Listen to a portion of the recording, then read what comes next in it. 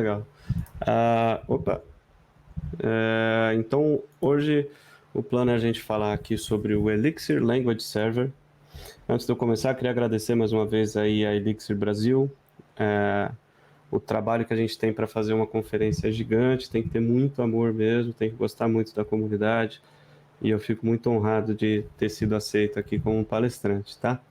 Muito obrigado. Vamos falar desse bichinho aqui, desse monstrinho, que eu acho que tem alguns truques e algumas coisas na implementação dele, e que é uma peça tão fundamental do nosso ferramental diário, que é sempre muito bom conhecer como ele funciona, uma visão um pouco mais de dentro desses problemas que ele teve que enfrentar e que pode ser útil para a gente em outros projetos também. Como o João já falou aí, eu sou o Vitor Nascimento, sou um dos tech leads aí da conta Stone. O pessoal me chama de capitão pelo nascimento. Tinham muitos Vitors na empresa quando eu estava lá numa outra empresa, e aí a gente começou a se chamar de sobrenome, então era o Nascimento, saiu o filme, pronto, virou Capitão Nascimento. E eu estudei filosofia, que é uma coisa talvez incomum, mas eu digo isso simplesmente para mostrar para vocês um meme que fizeram de mim com muito carinho, que eu guardo já faz uns 10 anos, acho que fizeram esse meme, dá uns 5 anos talvez, e que só faz sentido se vocês souberem que eu estudei filosofia, que foi o Júlio, um grande amigo meu, que fez isso, e tá aí, é o Capitão Filósofo. Brincadeiras à parte, vamos falar do protocolo, o que é esse Language Server, né?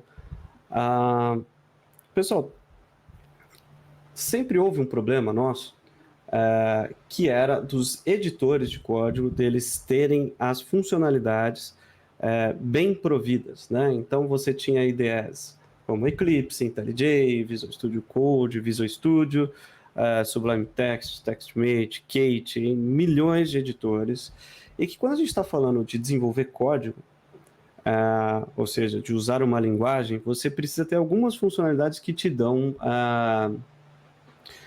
muita produtividade, né? Porque o código, quando ele é puramente texto, é totalmente possível você desenvolver sem ter nenhuma funcionalidade dessa, mas existe uma coisa que, com a experiência, com o trabalho, você vai ganhando produtividade se você for incluindo ferramentas no seu workflow, né? Aqui eu estou mostrando rapidamente algumas funcionalidades que o Language Server Protocol veio para ajudar os editores a não terem que conhecer o contexto de cada linguagem. Esse exemplo aqui é um código em Elixir, de uma biblioteca open source nossa, que está lá no github.com StoneCo, que a gente vai publicar para o Rex ainda, que estamos começando. E aqui, nesse caso, o cliente é o Emacs, né? O Emacs, ele sabe pintar, né? Ele sabe, por exemplo, que isso aqui é uma função, então ele faz o syntax highlight. Ele sabe que isso aqui é uma espécie de uma palavra reservada, e ele sabe, enfim, pintar todo o código-fonte de uma forma que ele tokeniza e pinta de acordo com regras. A maioria das regras, nesse caso, são regexes, ou seja, é um conhecimento bem básico da linguagem Elixir. O Emacs não sabe, por exemplo, fazer isso, o autocomplete, naturalmente. Como é que a gente faz o autocomplete? Você precisa saber, dentro do projeto, quais são todas as funções disponíveis. Você precisa entender o que é um projeto Elixir, no caso. Você precisa compilar, porque, por exemplo, as funções, você não vai no código-fonte do Tesla, nesse exemplo aqui, para saber se existe head, post, put. É uma forma de fazer, mas seria muito error prone, né?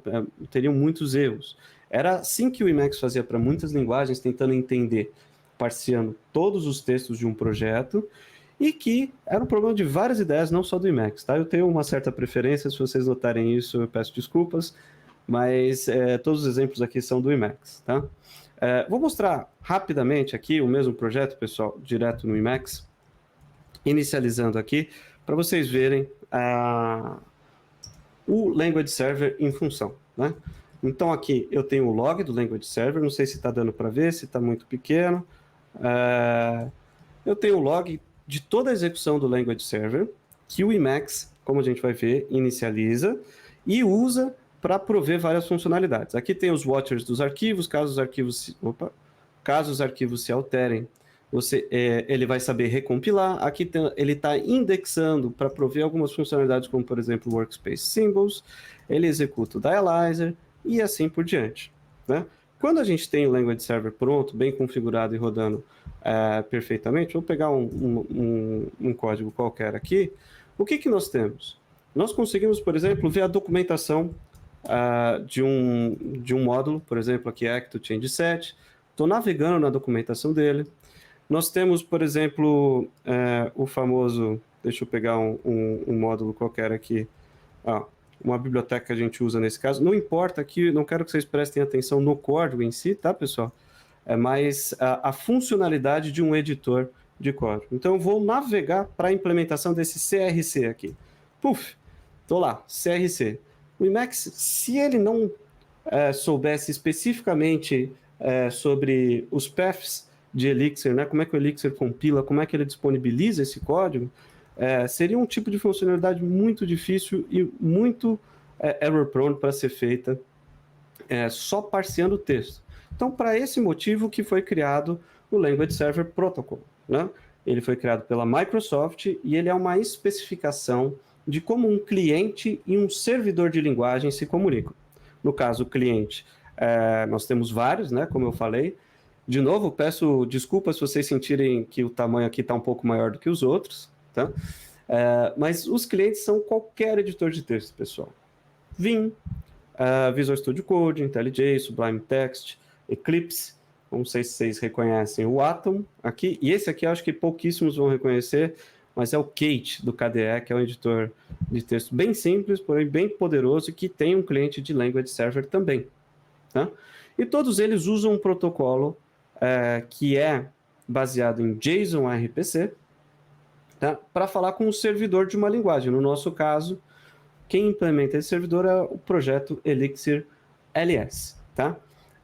Como o protocolo é o mesmo para qualquer linguagem, o Emacs pode prover todas essas funcionalidades que eu mostrei para vocês, de navegar para o código, entre outras, etc, ver documentação, autocomplete e outras funcionalidades que tem no protocolo, de uma forma sem se preocupar com cada linguagem. Então, usando o protocolo, eu poderia fazer isso para Java, para Python, para Ruby.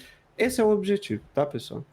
E o que acontece, né? O que um cliente faz quando você digita um código, né? Então, por exemplo, no caso do autocomplete, eu digitei lá no Emacs enum, ponto. Quando eu faço isso e peço para ele autocompletar, por trás o que é feito é um request JSON RPC seguindo o protocolo do Language Server. Esse request aqui ele está dizendo qual que é o arquivo, que posição que eu estou desse arquivo, qual foi o tipo de trigger e assim por diante. Esse é um request do tipo completion, text document completion. Tá? E isso aqui, quem faz esse request é o cliente, é o Emacs no caso. Então o Emacs está criando esse request e está mandando para o Language Server. O Language Server do Elixir LS responde com esse resultado. Por exemplo, a expressão está incompleta e aqui todos os possíveis itens de autocompletar, separados por tipos, por exemplo. Aqui tem as exceptions do enum, né? Então, quando eu faço enum ponto, não necessariamente eu quero chamar uma função, eu posso querer chamar um submódulo, né? Eu posso só estar usando o namespace, o contexto do enum, ou de qualquer outro módulo que a gente tem no nosso projeto. Então, eu tenho aqui, por exemplo, empty error, out of bounds errors. Vocês podem imaginar que essa resposta é gigantesca, não caberia no slide, eu não quero que vocês se apeguem aos detalhes dela, mas é só para vocês verem que é realmente um protocolo de request e response, tá? E aqui, por exemplo, um hint de uma função, né? Ou seja, mostrando a documentação, como é que o protocolo responde à documentação. Então, a gente tem aqui a documentação do all, né? Aqui a gente tem a assinatura que vem em detail, e dentro da documentação temos o tipo da documentação. Nós sabemos que a documentação em Elixir obedece um Markdown, mas outras linguagens poderiam ter outros tipos aqui de renderizadores. E aqui a gente tem o Markdown cru, para ser renderizado como o cliente quiser, né? O que é importante é que é o Emacs que faz o request e o Language Server responde. Também ele pode mandar notificações. O Language Server também tem notificações para avisar que, por exemplo, a compilação acabou, ou que a análise do dialyzer, por exemplo, acabou, e outros tipos de comunicação, mas é sempre cliente-servidor. Hoje, na comunidade, nós temos essa página, langserver.org, que está rastreando, né, quais são os language servers que existem, como que eles, o que eles implementam do protocolo e assim por diante. Tem tanto o lado de clientes, por exemplo, você tem lá o Visual Studio Code, tem o Emacs, tem o Vim, etc. E o que esses clientes já implementaram do protocolo. E também os servidores de linguagem. No caso, a gente tem 2 de Erlang, tá?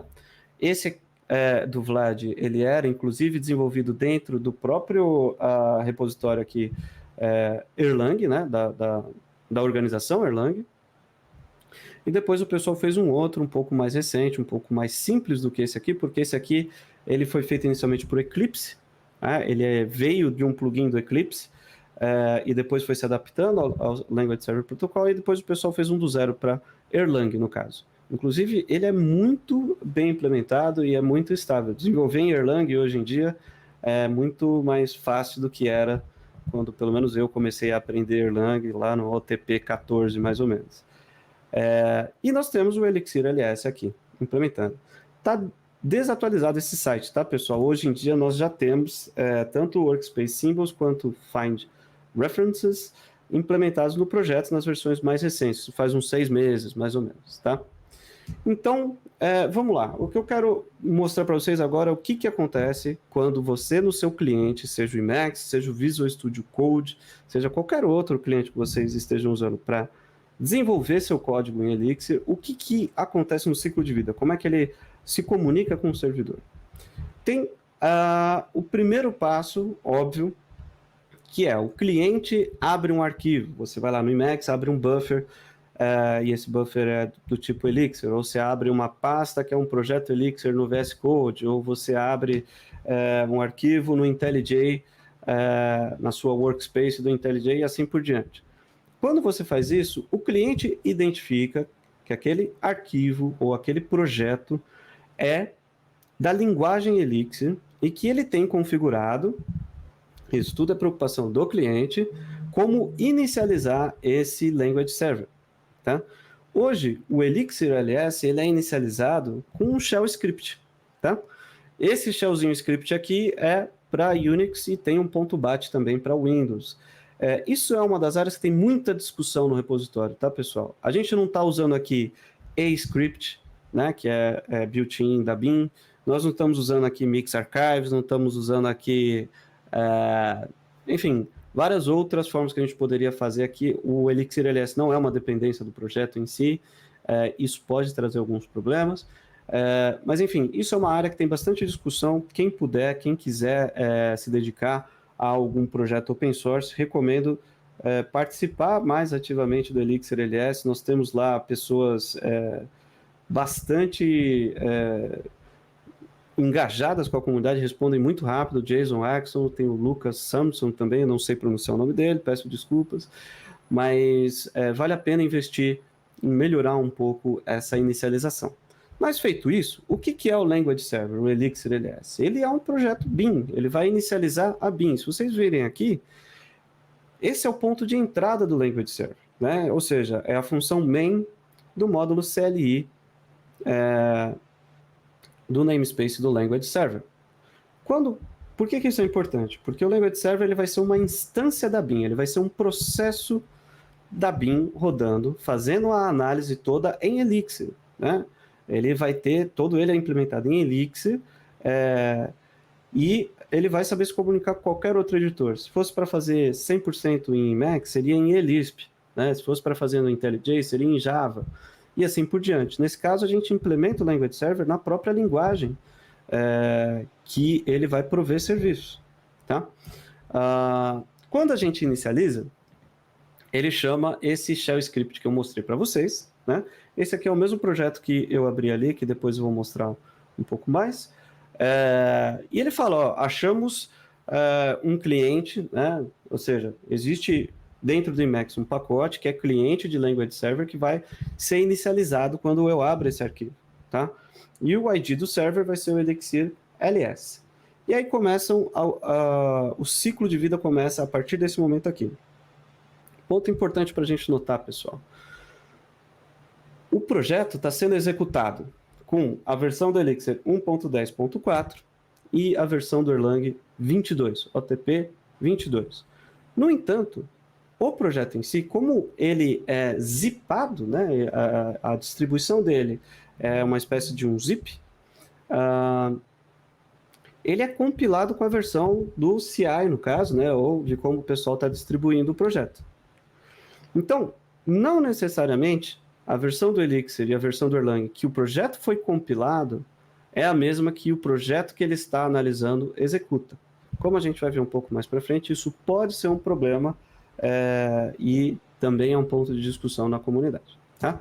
Mas aí, quando a gente está na BIM, a gente já chamou aquela função main, a gente começa com esse ciclo de vida aqui, que acontece muito rápido, mas que é importante para a gente saber o que o Language Server faz por trás dos panos. Né?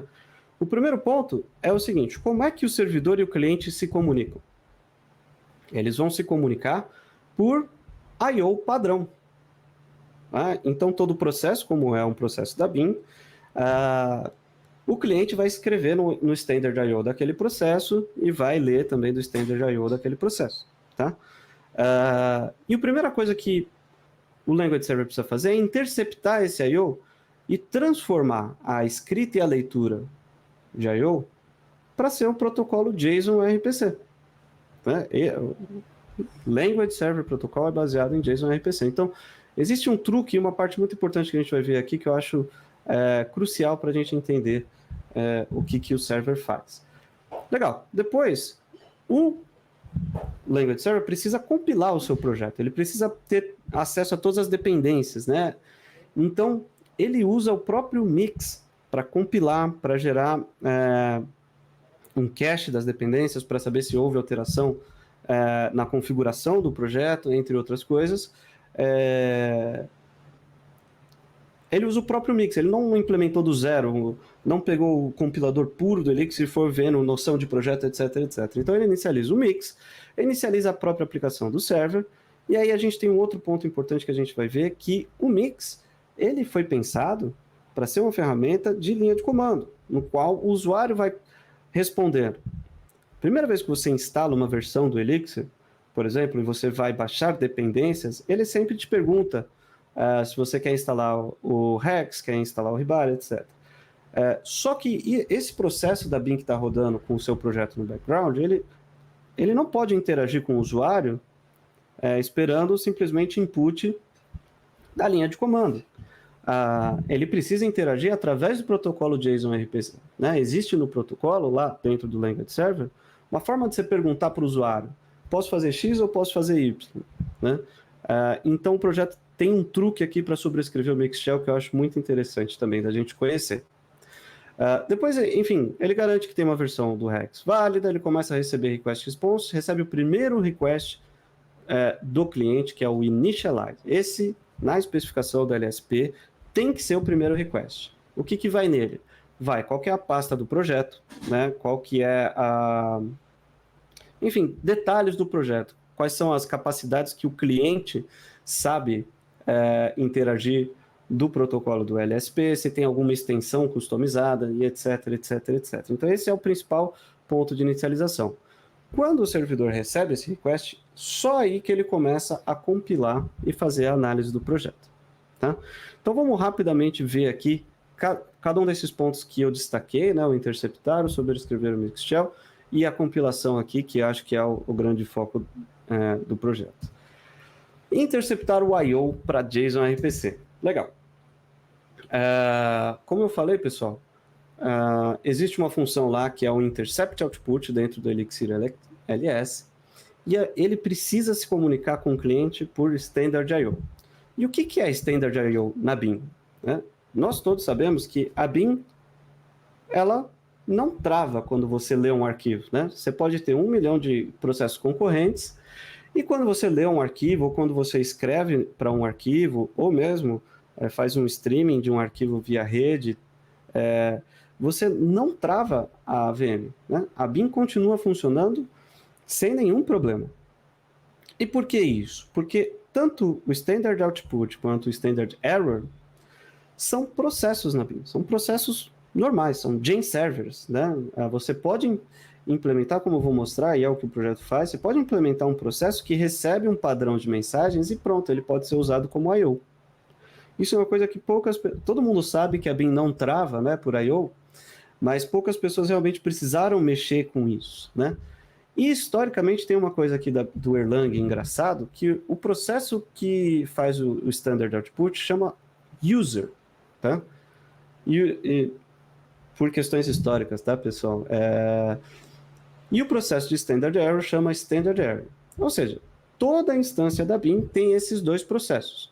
Eu vou mostrar para vocês rapidamente, tá? Então, eu estou aqui, vou inicializar um shell. Eu vou... EX, sem rodar o projeto, tá? Estamos lá. Eu vou abrir o nosso querido amigo aqui, Observer, tá? E temos aqui o Observer. Espero que vocês estejam vendo, que não esteja muito pequeno, tá? Quando você vai em Applications no Observer, um EX sem nada, sem nem release de nenhuma aplicação, sem nenhum código customizado, ele vai ter essas 4 principais aplicações aqui, o Logger, o Elixir e o EX. Dentro do kernel, a gente consegue ver aqueles 2 processos, o User e o Standard Error, tá? Então, o que são esses processos? Eles são os processos de Standard Output e Standard Error. Isso foi uma coisa que, quando eu estava estudando o Language Server, eu achei muito legal. A gente, muitas vezes, está aprendendo Elixir, está aprendendo Erlang, a gente aprende, começa a usar a linguagem, mas a gente não vai ver exatamente toda a inicialização da BIM, todos os processos que são inicializados e toda a hierarquia de supervisão que a gente já tem por padrão, tá? Então, qualquer projeto que vocês tiverem vai ter esses 2 processos. Inclusive, se a gente vier aqui e... deixa eu aumentar aqui. E se a gente vier aqui e fizer tentar registrar um processo qualquer com esses nomes, vai dar erro, né? Então, Process Register, vou botar o shell aqui do EX. Se eu tentar registrar o shell do EX com o nome User, ele vai falar que has already been given ou o processo não está vivo, a gente sabe que não é isso, ou o nome já foi utilizado, né? Que é o caso aqui. E aí, User é um nome muito comum e que, historicamente, é o nosso processo de Standard Output. Legal. E por que ele está pegando? Como eu falei, o LSP vai falar através desses processos. Então, a primeira coisa que ele faz, e é um truque interessante, é setar aqui para o processo de Standard Output, o encoding é Latin 1. Isso aqui é ISO 8859, não sei o que, etc., que é um pedaço do UTF-16, tá? Não é exatamente o UTF-16, mas é uma forma simples que o projeto encontrou. O projeto foi criado pelo Jake Becker, lá em 2017, 2016, não tenho certeza. E era a forma mais fácil dele conseguir transformar tudo que é escrito ou lido desse processo em UTF-16. Isso porque o Language Server Protocol exige que seja UTF-16. Para as próximas versões, está sendo discutido com a Microsoft uma forma de melhorar isso, porque tanto o Emacs é UTF-8, quanto o Elixir e a BIM é UTF-8, enfim, tem várias linguagens hoje UTF-8 que eles gostariam de poder negociar com o cliente qual que é o encode, né? Mas, enfim, então a forma de escrever e ler em UTF-16 que o projeto encontrou que é fácil, é simplesmente botar que o encoding de I/O desse processo aqui, que é o Standard Output, é UTF-16. Aí, legal. Qual que é o próximo passo? Eu falei para vocês que I/O na BIM, ele é simplesmente um processo que sabe receber mensagens simples, do tipo read e recebe um binário, né? Write recebe um binário. Então são mensagens, é message passing puro. Tem inclusive uma apresentação do Robert Virgin explicando um pouco desse processo de I/O no YouTube. Depois posso pegar o link. Mas isso aqui é um start link, ou seja, ele está inicializando esse processo aqui, passando o standard output nesse caso, e uma função de print, né? Essa função que vai encodar e decodar para o JSON RPC. Então, esse output device vai ser um processo que vai saber falar o JSON RPC do protocolo de LSP. Tá? E ele vai ter um para user, que é o output, e o standard error aqui. Depois, o que ele faz? Isso aqui é interessante. Ele simplesmente troca o processo que é o standard output e coloca o nosso, né? O que a gente criou aqui, o output device start link. E ele guarda o primeiro, né, o raw user, ele guarda com outro nome, caso a gente precise do projeto acessar simplesmente o output comum. Né? É a mesma coisa para standard error. E por último, o que ele faz? Ele pega todos os processos que já existiam até esse ponto na BIM, e ele estava apontando para o processo antigo, né, para o standard output e para o standard error antigo. E aí o que ele faz? Ele troca para ser o processo de user. Standard output tem que ser user. Então, qualquer processo que estava inicializado até aqui vai passar a escrever para aquele output device que a gente criou. Tá? Isso aqui eu achei muito interessante, que é muito pequeno esse pedaço de código e ele faz muita coisa. Né? Ele simplesmente está encodando, decodando num protocolo diferente e trocando todo o I/O de uma instância da BIM. Né? Foi uma sacada que eu achei muito interessante. O que a gente tem no final disso? Então, qualquer processo que escrever em user ou standard error, a partir daquele ponto, vai, na verdade, falar não com o standard output e o standard error padrão, mas com o que a gente criou com o output device. Né? E esse processo vai transformar tudo em JSON RPC.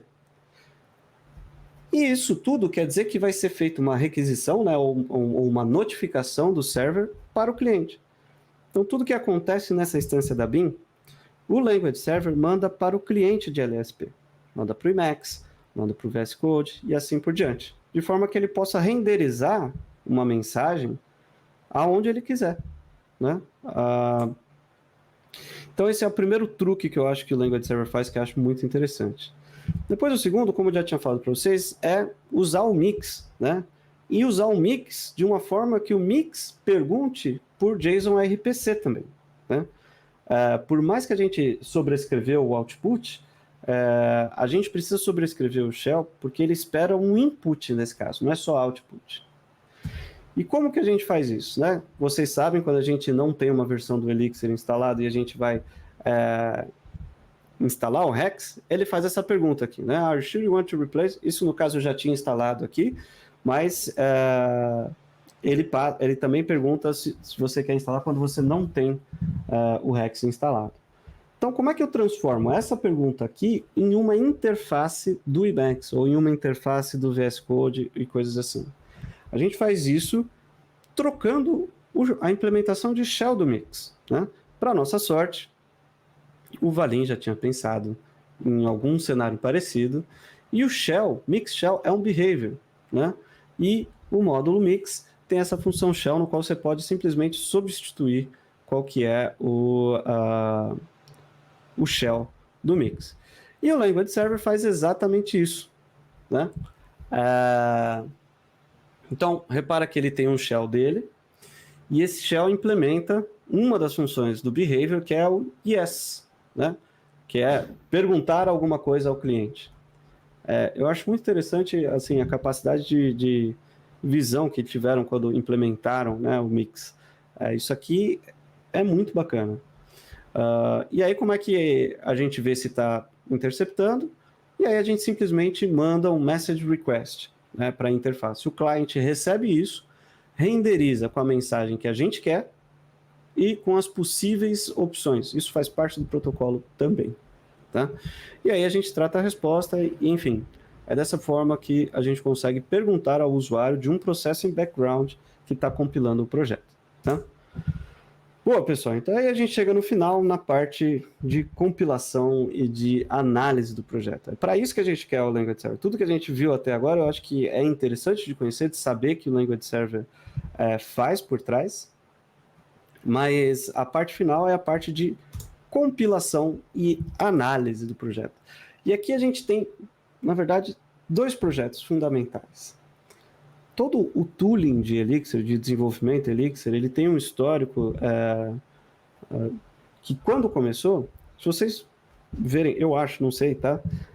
Mas às vezes que eu vi o José Valim, por exemplo, desenvolvendo, ele usa um editor que não tem absolutamente nada, texto puro, acho que não sei nem se tem syntax highlight, né?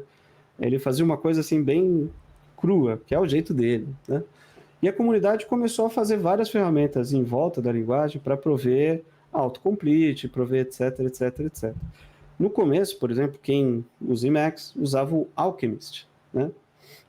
O Alchemist era uma ideia que já era um servidor e um cliente, né? Tinha o lado do Emacs, tinha o lado do servidor, mas não seguia nenhum protocolo, foi uma implementação do próprio cara, né? Assim como o VS Code tinha umas extensões no começo que eram também, já tinha essa ideia de um servidor, né? E o servidor do VS Code era do Elixir Sense, que foi desenvolvido por um brasileiro, que é o Marlos, que hoje trabalha na Dashbit também, com o Valim, e fez muitas contribuições para Broadway, etc. Uma coisa que ele tinha era o Elixir Sense. E o que faz? O Elixir Sense é um servidor, né? Ele também tem uma comunicação cliente-servidor, que ele sabe compilar o projeto, ele sabe analisar um projeto a partir do momento que ele foi compilado. Como compilar o projeto, como adicionar o path de um projeto na mesma instância da Bin que o Elixir Sense não é tanto a vontade dele, até tem como fazer isso dentro dele, mas não é da forma que o Language Server Protocol especifica. Então, o que o Jake Becker fez quando ele criou o Elixir Alias? Ele fez um projeto que sabe toda a parte de cliente do Language Server Protocol, transforma em JSON RPC, etc, etc. Compila o projeto, e quando você compila o projeto, na instância da Bin que está executando, em background, vai acontecer que todos os módulos do Elixir vão estar em memória. Eles vão estar no code server. Todos os paths de compilação, de sources, de documentação, etc., disponíveis vão estar todos na memória da Bin, né? A Bin tem um processo que chama code server, que ele é o responsável pelo hot code reload, inclusive, que todo mundo fala da Bin, nem tanta gente assim usa, é algo complexo, mas nesse caso faz muito sentido. Então, o Elixir LS se preocupa em fazer essa inicialização do projeto, compilar, subir tudo em memória e depois o autocomplete, jump to definition, entre outras coisas, ele usa o Elixir Sense por debaixo dos panos. Tá? Esses dois projetos hoje estão dentro da organização do Elixir LSP. O Marlos ainda é um contribuidor, mas não é o contribuidor mais ativo ultimamente do Elixir Sense, e os dois estão sendo cuidados pela comunidade. Então, acho muito legal se todo mundo puder ajudar, nem que seja mandando issue, nem que seja mandando pull requests para evoluir essa plataforma. Né? Então, beleza. Com todo o processo do Elixir Language Server, a gente já consegue responder o protocolo, a gente já tem os dados do projeto, né, que eu falei para vocês, que é o request initialize, a gente sabe qual que é o path do projeto, a gente sabe versão, as capacidades do cliente, etc, etc, etc.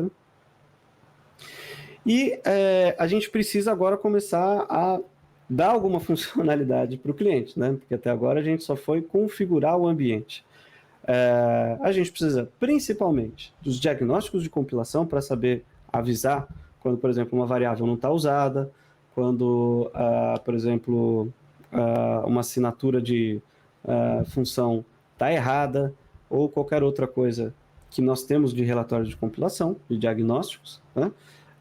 E a gente precisa ter isso em uma base de dados de forma que a gente consiga consultar sem ter que ficar compilando o projeto toda hora. Tá.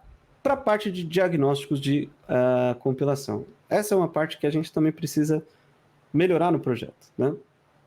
O projeto é muito antigo. Quando ele inicializou, ele não tinha nem suporte, por exemplo, a multi-alias, né? Ou coisas nesse sentido. Então, não existia uma forma mais bonita de conseguir os diagnósticos de compilação. Então, hoje, no Elixir Language Server, o que acontece? Ele chama Mix-Task Run para compilar.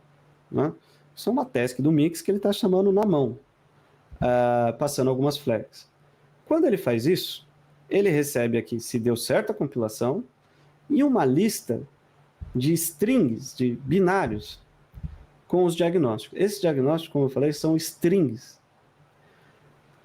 Ele pega essas strings depois e vai parseando todas as mensagens que o compilador do Elixir pode gerar, de warnings, de erros, etc, etc. Por que eu falo que a gente precisa melhorar? Primeiro que a gente tem formas melhores da gente tratar a compilação do projeto hoje. E segundo, que o Valim, percebendo que esses projetos de prover um ferramental para os editores de texto estavam usando muitas APIs privadas ou de forma que elas não haviam sido pensadas para serem usadas, ele foi incluindo várias APIs, né? Não sei se vocês já viram, mas várias vezes ele pediu, tem na documentação, no Hexdocs do Elixir, falando para não usar APIs privadas, que se houver a necessidade de usar alguma API privada, seja do Mix, do próprio Elixir, do Logger, tanto faz, para discutir isso com a comunidade, né? Como lá no comecinho não tinha algumas coisas que foram incluídas depois, o projeto ainda faz um parse de strings. O problema é que quando sai uma versão nova do Elixir, existe uma chance deles terem incluído mensagens novas ou ter alterado, sabe, uma palavra de uma mensagem de erro, e isso vai quebrar o parser aqui do Language Server para tratar um diagnóstico, tá? Então existe uma vontade também do pessoal que está cuidando desse projeto de melhorar essa parte de diagnóstico, até porque hoje em dia já existe uma forma de diagnósticos padronizada do Mix, né? Mesmo chamando essa task, existe um struct hoje que define exatamente o que pode ter num diagnóstico, e isso é muito mais portátil, é muito mais, não é nem portátil, é mais garantido de não quebrar no futuro, né? Esse contrato de um struct, porque ele faz parte, o Valim também já falou, que os campos não, mas ele tem uma API em cima do struct que é bem definida de como você pegar os detalhes de um diagnóstico, né? Bom, mas depois que a gente compilou, que ele guardou aqueles diagnósticos, já fez todo o parse daquilo, o que ele faz? Ele guarda nesse mega estado aqui do seu projeto. Então, todos os namespaces, todos os escopos, todos os imports, requires, aliases, etc. Ou seja, o Elixir 6 e o Language Server, eles demoram para inicializar, né? A gente tem essa coisa de que ele vai executando, ele demora para você começar a responder a primeira vez que você abre. Por quê? Porque ele compila o projeto inteiro e não só compila, como roda o dialyzer para ter algumas informações para o cliente, né? No comecinho era muito pior, pessoal. Te garanto que isso já melhorou bastante, já está muito mais rápido hoje em dia e está assíncrono uma boa parte desse processo de inicialização. Então, muitas vezes você está lá, você já tem autocomplete, por exemplo, mas não tem ainda o relatório do dialyzer. Por quê? Porque isso tudo hoje está acontecendo de forma assíncrona, né? Mas esse estado todo é uma base de dados bem detalhado do seu projeto, de todas as suas dependências, que o Elixir Sense e o Elixir LS, por tabela, acaba usando para que, uma vez inicializado e esse estado está aqui, ele só vai atualizando o estado conforme você vai digitando, e ele vai respondendo muito mais rápido, né? Boa, mas nem tudo são flores, né? Vamos falar um pouquinho dos problemas do Elixir LS. Um problema que eu já falei aqui é o problema das APIs privadas do Mix, né? Como eu falei, o de compilação. Hoje, existe o Mix Compiler Run, né, que é uma task que foi criada, que é mais recente, que justamente retorna a lista de diagnósticos que eu falei. Essa lista aqui não é binária, já é uma estrutura de dados. É muito mais fácil a gente manipular do lado do Elixir Language Server, né? Isso foi uma das coisas que o Valim colocou e a comunidade pediu e foi abrindo, não só o Valim, né, o core team do Elixir colocou para a gente poder usar. Então, isso, sempre que a gente bater numa necessidade de uma API privada, e tem muito, tá? Tem muito no projeto do Elixir Language Server, a gente tem que discutir isso com a comunidade. E aí, a maioria das vezes que isso aconteceu, o Valim abriu numa boa, tá? a gente ainda tem um problema de ter que montar aquela base de dados para a gente poder começar a responder algumas coisas, né? E ela é imensa, como eu falei, e ela demora, e tem uma inicialização demorada. Isso é um problema de arquitetura que a gente tem hoje, que a gente não tinha uma coisa que foi incluída mais tarde, que é o compiler tracing. O que é o compiler tracing? O nosso projeto que a gente está desenvolvendo, a gente já compila ele, né? Quando a gente roda um teste, a gente tem que compilar para rodar o teste, por exemplo. Né? E quando o compilador do Elixir está compilando o nosso projeto, ele já guarda um banco de dados sobre as funções, sobre todos os namespaces, sobre behavior, sobre etc, etc, etc.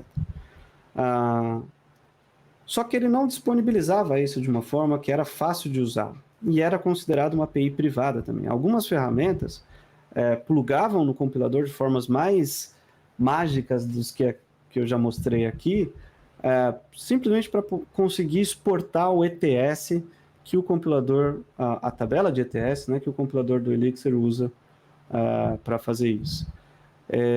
E aí, a partir do Elixir 1.10 veio o compiler tracing, que é uma forma de você plugar um tracer dentro do projeto, e o Elixir compiler sabe que tem esse tracer, ele vai emitindo eventos para ele.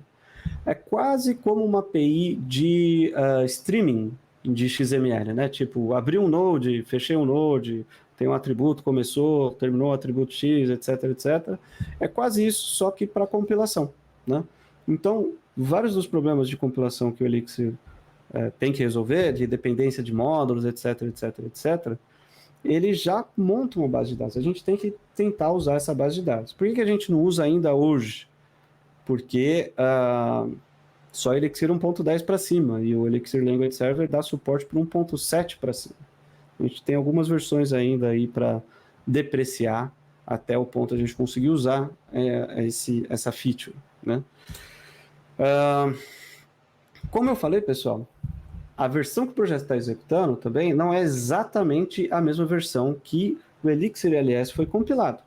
Isso pode trazer problemas. Qual um problema óbvio que pode acontecer aqui? Pode ser que, por mais que a gente fale que a gente suporte Elixir 1.7 para cima, Erlang OTP 20 para cima, vamos supor, pode ser que alguma função, ou do Elixir ou do OTP, foi removida. E se a gente usa essa função que foi removida na implementação do Elixir Language Server, o que vai acontecer vai quebrar, né? Porque isso já está no bytecode da lib, já está no bytecode que a gente usou. É raríssimo isso quebrar, tá, pessoal? Não é por isso que vai quebrar. E o contrário não é verdade. Se entraram funções novas e etc., a gente consegue pegar pelo Elixir Language Server. É só quando a gente usa uma função que sumiu, ou usa uma função que mudou de assinatura, ou que mudou de comportamento, passou a responder diferente, né? Que numa versão responde ok, resultado, na outra responde um mapa direto, sei lá. Esse tipo de coisa pode acontecer na evolução, e hoje o Language Server é muito sensível justamente por ele não ser compilado junto com o projeto, né? Mas enfim, isso é um ponto que não é um problema exclusivo do Language Server, mas sim de ferramentas que dão suporte a desenvolvimento, né? E hoje nós temos um problema comum, que é, às vezes, o Language Server ele para de responder. Parou de responder, você está mexendo lá, não consegue mais autocompletar, não consegue mais navegar entre os módulos, ver documentação, qualquer motivo que seja. E por quê? Porque ele vai parar caso ele tenha um problema de compilar. Você mexeu no MixXS, ele pode ter quebrado, não baixou ainda a versão, ou deu conflito de versão de dependências, ou, enfim, o módulo que você está desenvolvendo depende de um outro módulo que você não salvou por qualquer motivo que seja, e a função ainda não existe, qualquer coisa assim, ele vai quebrar para aquele arquivo que você estiver editando. Quando ele quebra, se ele quebrar algumas vezes, ele pode morrer, tá? A nossa árvore de supervisão do Language Server ainda não é muito boa. Inclusive, tem issues na comunidade tentando fazer ela ficar mais resiliente. Mas nós sabemos que a melhor forma de fazer a árvore de supervisão ser resiliente é com distribuição, né? Como diria Joe Armstrong, um sistema altamente disponível é um sistema mínimo de alta disponibilidade, é um sistema que executa em duas máquinas. Aqui não seria duas máquinas, seriam dois processos, mas já seria uma isolação maior. O pessoal do Erlang Language Server tem discutido muito essa questão também, sobre termos dois processos da BIM ao invés de um processo da BIM. Nós teríamos um processo que seria o server, que é quem sabe falar o protocolo do Language Server. Ele não vai se preocupar em compilar, ele não vai se preocupar em manter sincronizado, etc. Nada disso. Ele simplesmente falaria com um outro nó, que seria o Runtime Node, né? Que seria um nó que aí sim teria todas as dependências do projeto, que teria compilar, geraria relatórios, diagnósticos, etc, etc, etc. Né? Qual que é a vantagem de fazer disso? Algumas. Uma é que se por qualquer coisa que quebrar aqui, o server continua respondendo. Ele pode simplesmente responder que está quebrado, né? Ou tratar disso de uma forma melhor. Pode pedir para reiniciar, ele pode orquestrar esse runtime node. E uma outra vantagem é que ele pode orquestrar mais de um runtime node. Você, às vezes, trabalha com vários projetos abertos ao mesmo tempo, você podia ter o mesmo processo de server inicializado, guardando quais são os runtime nodes de cada projeto. Então, seria uma forma mais eficiente de ver todos os runtime nodes abertos na sua máquina através do server. Poderia ter um painel, ele poderia ter, sei lá, várias outras coisas aqui que funcionariam de uma forma interessante. Boa. Eu acho que era isso que eu tinha para falar com vocês, pessoal. Não sei se ajudou, se foi interessante. Eu fiquei bastante intrigado com alguns truques que o Language Server fazia por debaixo dos panos. Queria compartilhar isso. Enfim, temos vagas na Stone, tá? Que é da onde eu trabalho. Se vocês quiserem, sigam o link aí, tá? Vagas remotas para trabalhar com o Elixir. E temos muitas vagas. Então, por favor, participem do processo quem quiser e estaremos juntos, certo?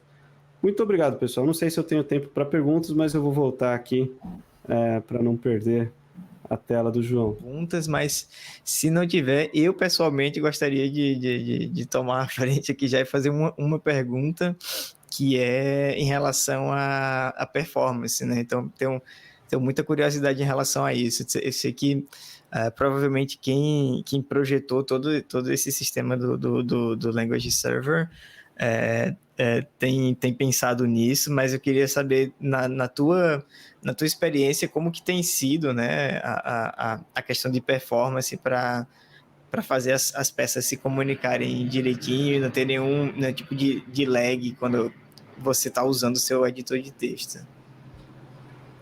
Olha, eu acho engraçado que o protocolo do Language Server tem direcionado muito o desenvolvimento dos próprios editores. Existe uma discussão para uma versão major do protocolo, no qual vai ser protobuf ou vai ser algum outro protocolo de serialização, para tentar espremer um pouco mais. E existe, como eu já falei, discussões sobre encodes, tudo isso para tentar diminuir o peso da comunicação do cliente com o servidor.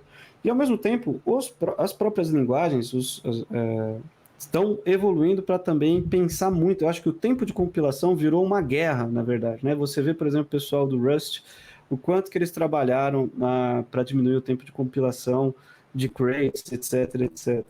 O próprio Valim, Elixir, é uma das áreas que ele mais adora agora de trabalhar, né? Então, se você passa de Elixir 1.9 para 1.10, você ganha 20%, 30%, não lembro do número exato, não saiam dizendo por aí que fui eu que falei 30%, tá? Mas você ganha um tempo de compilação de 20%, sei lá. Agora no Elixir 1.11 ganha mais 20%, 30%. Então, isso tudo eu acho que também é influenciado pela vontade das pessoas de querer as ferramentas mais responsivas, né? A própria alteração, né, da questão do import em Elixir não ser mais uma dependência forte, né, virou uma dependência de exports, enfim, toda essa discussão do Elixir 1.11 ajuda muito no tempo de resposta do Language Server. Do lado do Emacs, que é o que eu mais acompanho, desculpa falar do Emacs, que eu sei que aqui é Elixir, mas todo mundo fala que Elixir é um Lisp e eu gosto muito dessa analogia. Do lado do Emacs, por exemplo, a questão de parse de JSON era uma questão que era lenta. E eles, na última versão do Emacs, no 27, incluíram um parser nativo em C. Isso porque todo mundo estava pressionando por causa de Language Server, né? O Language Server ajudou o Emacs a ser uma ideia tão poderosa quanto outras, em muitos sentidos, e agora no 27 está com a mesma velocidade, etc. Ou seja, o Language Server Protocol tem sim influenciado o direcionamento tanto das linguagens quanto dos editores. A questão do tempo de compilação virou um quesito de comparação de linguagens, muitas vezes, né? Aquela famoso quadrinho do XKCD, do tipo, o que vocês estão fazendo? Tá compilando, aí continua, o pessoal tá brincando lá de espada. Aquilo é uma verdade, era mais verdade, né?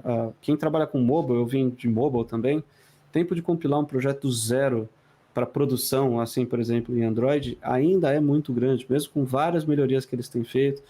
Então, eu acho que a performance virou um direcionamento que nem é tão recente, mas que é um ponto que ajudou as linguagens e os editores a se focarem no seu desenvolvimento a ser mais performático. Então, hoje, no Emacs, eu mostrei aqui, eu sinto, assim, é muito fluido, não sinto input delay, né? E eu jogo Street Fighter, então o input delay é uma coisa muito sensível para mim, assim, eu sinto muito fluido a interface. Acho muito bacana o ponto que a gente está.